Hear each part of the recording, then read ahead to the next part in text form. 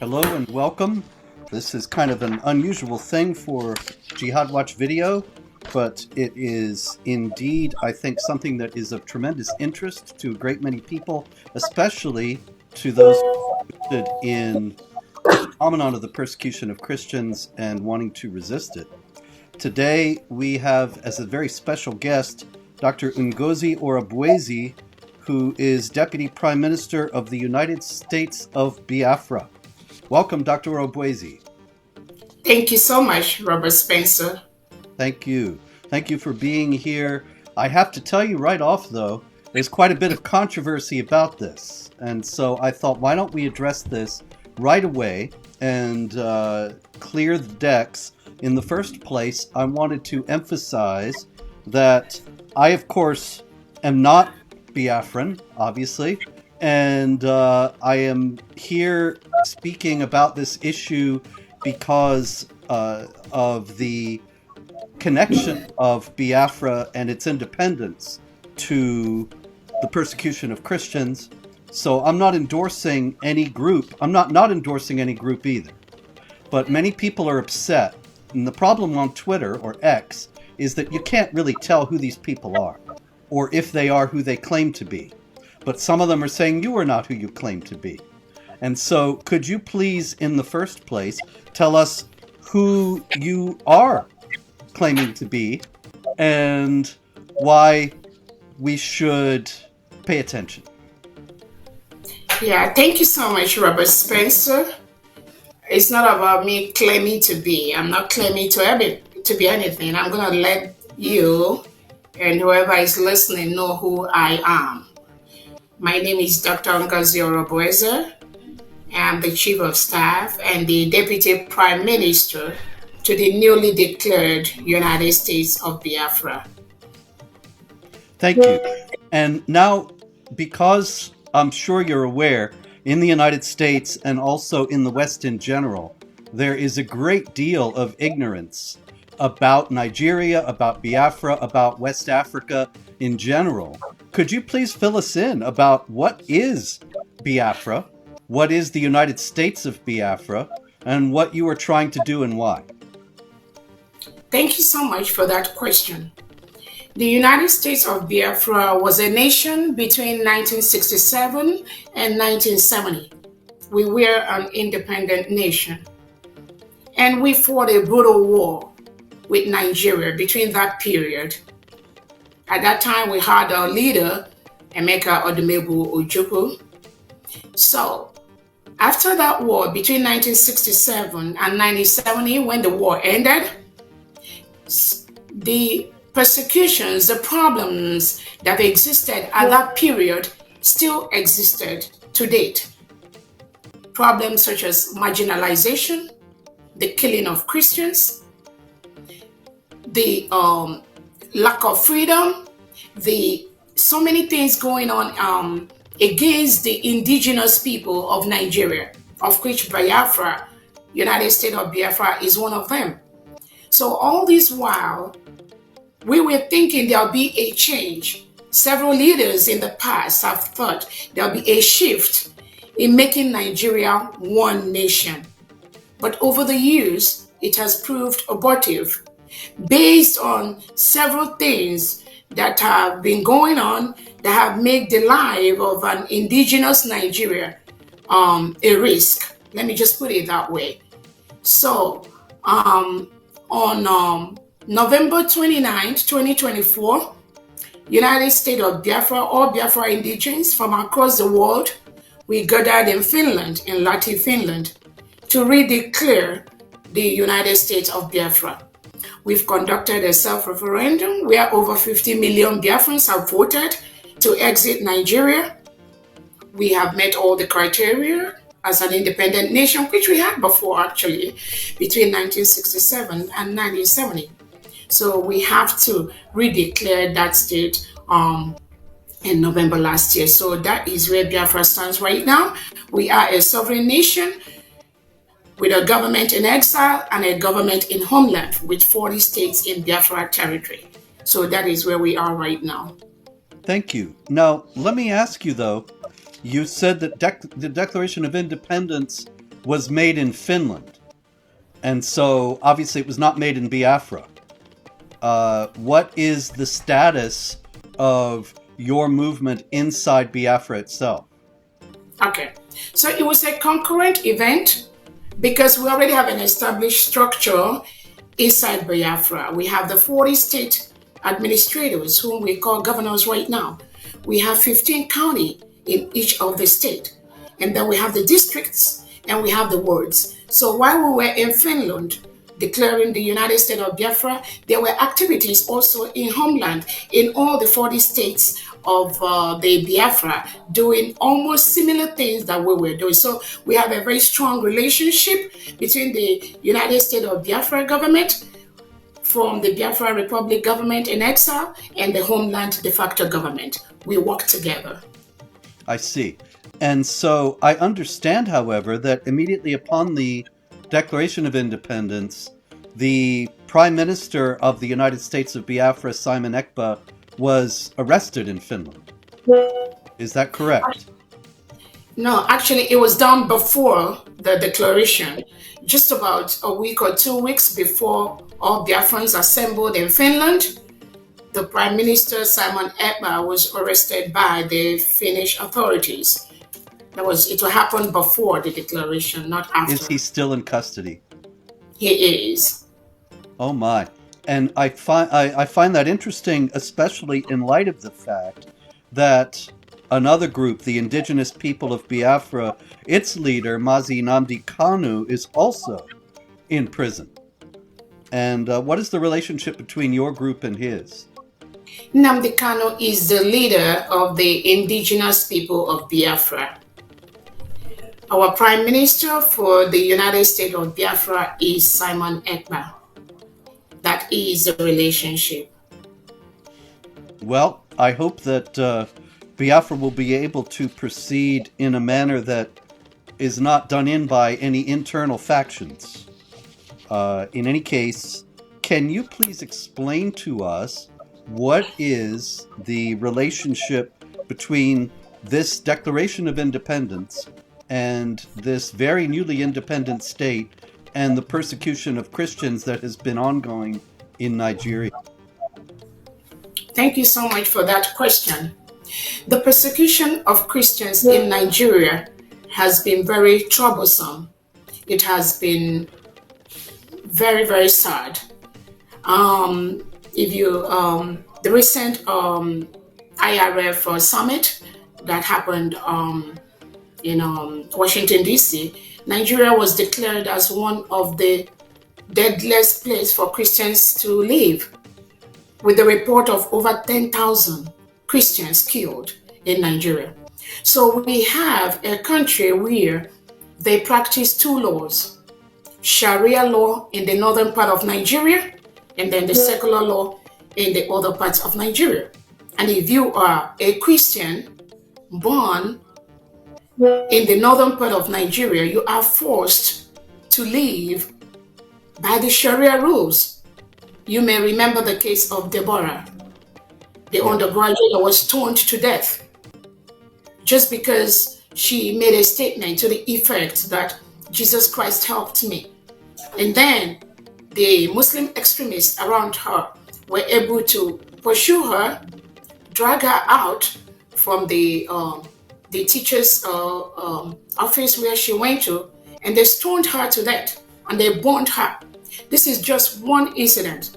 There are several incidences where Christians are murdered and buried in mass graves in Nigeria because the Nigerian state has a policy to reintegrate and rehabilitate non-terrorists into the Nigerian state. So when you are a government and you reintegrate non-terrorists into the country, what kind of country are you going to be building? So you have situations where the reintegrated terrorists, they take over the indigenous people's community, especially the Christian communities, like in Southern Kaduna, in Jos, in Plateau, in Biafra land. Recently, between December 2024 and today, we've had over hundreds of Christians that were killed in Biafra land by the Fulani terrorists and the reintegrated terrorists wearing Nigerian military and police uniform. This is what the Christians go through in Nigeria over the years. There is no solution. There is no comment from the government. Everybody just turns a deaf ear. And that was part of the reason why the United States of Biafra has declared their independence. Because we cannot continue to live in a country where the government reintegrates non-terrorists into the police, into the military, and send them down to the Biafra territory to kill anyone that talks about Biafra, anyone that talks about their independence. And mostly, all Biafrans are Christians. So that's what's been going on. There's several instances too. So you are saying, am I understanding you correctly, that the Nigerian federal government is actively aiding the jihad terrorists? Definitely, by reintegrating non-terrorists into the country. Do you think that this is a connection to the fact that the former president was a Fulani himself? Again, over the years, in the past leadership in Nigeria, we have had more of these Islamic leaders that have ruled Nigeria. So if you have been, I know as you are aware, Nigeria is supposed to be a secular state where we have equal representation of both Christians and Muslims. But the country is now an Islamic state. It was declared as an Islamic state by Britain without the permission of the Christians. So Nigeria has been dragged into the IOC without the permission of the Christians. So there has been a systemic plan to Islamize the country where we are really right now. So it has been like that, and that is what is really going on, which has led to the loss of life of so many Christians and innocent indigents inside Nigeria. Yes. Thank you. With the leader of your movement in prison and Kanu in prison, what are the real prospects, though, for you being able to establish a genuinely independent state that is free from interference from the Nigerian government and military?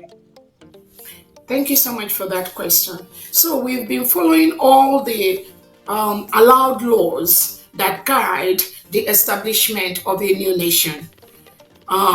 We have our geographical area already mapped out. We've been building alliances with countries like the Eritrean government in exile, the Ambazonia government, and several other countries that really recognized Biafra between 1967 and 1970, but never ever surrendered or said they no longer support us. So those alliances have been built. And we are following every step as a nation with the cabinet already set up, following all the due process to ensure that we go through the legal processes for United States of Biafra to be recognized as one of the newest independent nations in the world. So we are going through the allowed legal process by the United Nations, by the African Charter. All that is being put in place at this time to make our country recognized all over the world. So have you received any positive responses from the UN or from other states or the United States for that matter?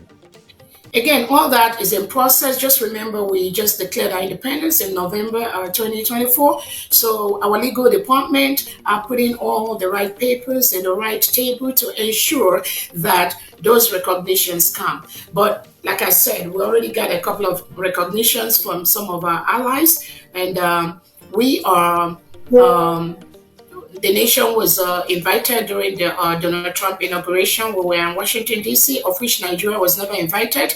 And I believe there's several human rights reports about the injustices, the abuse of human rights, the killing of Christians, both by the United Nations, by the African Union, and other bodies. So we are in the process of doing that, and we're getting a lot of positive response in building a very free nation, devoid of jihadism, devoid of persecution, where human rights are respected, where people rights are also respected. So we are in the course of doing that right now.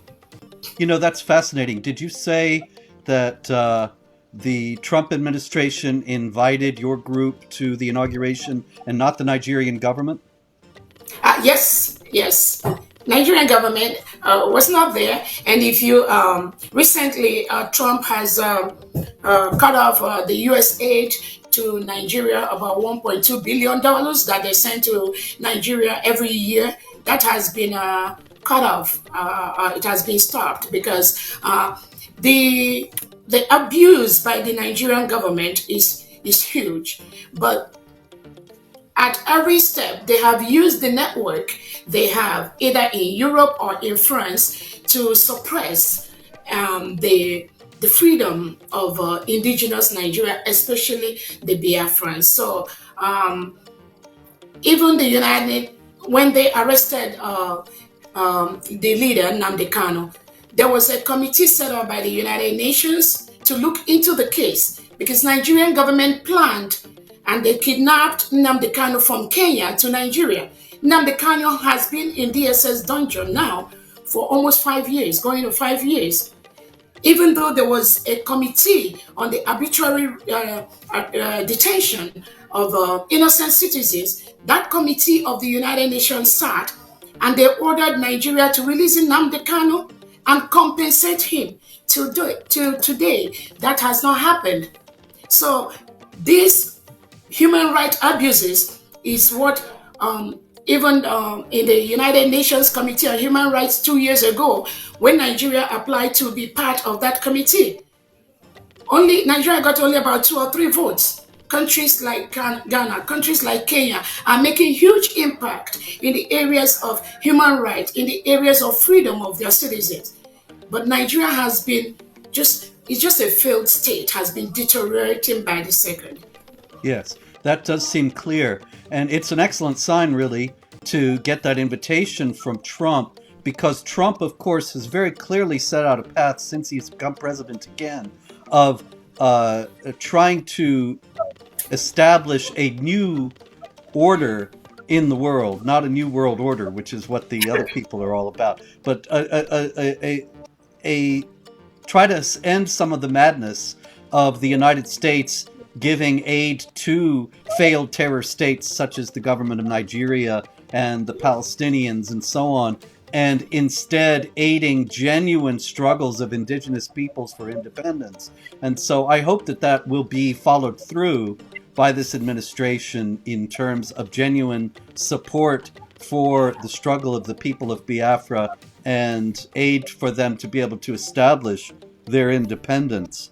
What do you think of the prospects, however, on a more negative note, unfortunately, of a war starting like the war that took place between 1967 and 70?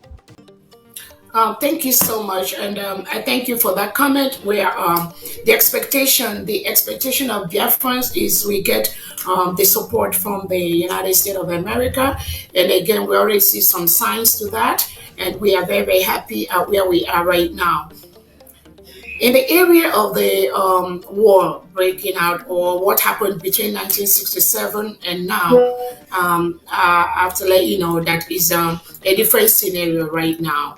So many things have changed in the area of the information that the world have right now on what Biafrans went through between 1967 and 1970. There's a lot of awareness right now that's been created by Biafrans all over the world that we all need to go home and develop our nation. Unlike in the past, where there is suppression, there's limited information of what is happening inside the Biafra territory. During the 1967 to 1970 war, Nigeria carried out a mass starvation of innocent kids. We are over 3 million, and for almost 3 to 5 million innocent Biafrans were starved to death because they didn't have the right information. Some of the countries in the world didn't even know what is happening. So many things have changed. We don't expect that. The killings that have been done by the Nigerian state on a daily basis, even as of 2 days ago, some of the images are so gory. And when you see the pattern of these killings are patterned after jihadism, after the terrorism, because Biafrans are by nature very, it is difficult for Biafrans to spill blood. But what happens is that the delegitimized Nigerian governors that are occupying the Biafra territory in the southeast and south part of Nigeria, working collaboratively with the Nigerian state, they ship all these killers, all these mercenaries into the Biafra land. So the world has more information right now on what is happening in Biafra territory. That is why the way we are going about it right now is definitely going to be different from what obtained between 1967 and 1970. I certainly hope so. And in conclusion, what would you say to the Christians and other people of goodwill around the world about the struggle of the people of Biafra today? Thank you so much for that question. Christians in Nigeria are begging to leave. We are begging to leave. People are attacked in their homes with guns, with AK-47, with machetes. People are butchered while they are sleeping. Innocent children are butchered. Women and girls are raped in the bushes. Christians cannot converge and practice their religion securely and safely in Biafra land and in other parts of Nigeria. What I have to say is that we have to be persistent. We have to carve out a country where both Christians and Muslims have the right to exist without anyone killing each other. But what happens in Nigeria is that you have a country where there is an agenda to Islamize the whole country. And this plan is being perpetuated, is being carried out by the Nigeria state. Currently, the Prime Minister of the United States of Biafra is being detained and incarcerated in Finland by the Finnish authority on a very flimsy excuse that Simon Ekpa, who is our Prime Minister, is inciting Biafrans. How can you incite people that are just begging to leave? People that are killed by their hundreds every day. And we have our leader, Prime Minister Simon Ekpa, Nigerian government, through their Foreign Affairs Minister, Bianca Ojukwu, has just laid up some truncated charges against our Prime Minister, and Finland arrested him just 2 weeks before we declared our independence. But Biafrans, mostly who are Christians, we were resolute. We all converged in Finland. We were able to declare our independence despite Finland holding our Prime Minister to truncate that process. So that shows that you cannot just defeat an ideology. We are Christians. We are begging to live. We do not want to live in a country whose policy is to rehabilitate and reintegrate non-terrorists like Boko Haram into the military, into the police. Nothing is secure. So I encourage Biafrans to be resolute. I encourage Christians all over Nigeria to be resolute. We have to stick our ground and ensure that it is okay for self-determination. It is okay for self-defense. These are rights that are guaranteed by the United Nations, by the African Charter. But the Nigerian government, as is currently constituted, is trying to take that freedom away from us. So we are not going to back down. It is our right to choose who is going to be our leader. It is our right to defend our people from the reintegrated terrorists that are coming to kill us. It is our right to go back and develop Biafra land. By the declaration we've done, we are going to go home and practice our religion and not be scared. Just as it happens in near Ebonyi State a few days ago, where people were in the church and they came in and gunned down almost 30 people. Just like that, including innocent children. These children did not commit any crime. Their crime is just to exist in a nation called Nigeria. How long are we going to be forced to live in a country where the president never make any statement to these killings? No remorse. The governor's nothing. All the governor did was Do not retaliate. How long are they going to continue to tell us do not retaliate? And we are massacred by the day, by the night. So we are pursuing the course, our freedom to self-defend our land, to self-defend our people, using every legal available means to ensure that our people are not murdered every single day. Excellently stated, and thank you. I would observe that the government of Finland is acting like Western governments all over Europe as well as North America. They don't have any idea of the jihad. They don't have any idea what they're doing to their own countries by bringing in massive numbers of Muslim migrants. They will be facing the same thing that Biafrans are facing today in the future because of their short-sighted actions. And so I applaud you and thank you for calling upon Christians, upon Biafrans, upon all free people to be resolute. This is something that we all need to take to heart and be of good courage. Dr. Ngozi Orabueze, thank you very much for speaking with me, for bringing attention to these all-important issues. And I wish you and the Biafran people all success. May God bless your efforts and prosper them and enable you to establish a strong and independent state that will withstand all pressures from outside. Thank you very much again. Thank you so much, Robert Spencer, for having me. Thank you so much, and may God bless all of us. Thank you again, and until next time, everyone, pray, hope, and don't worry. Thank you so much.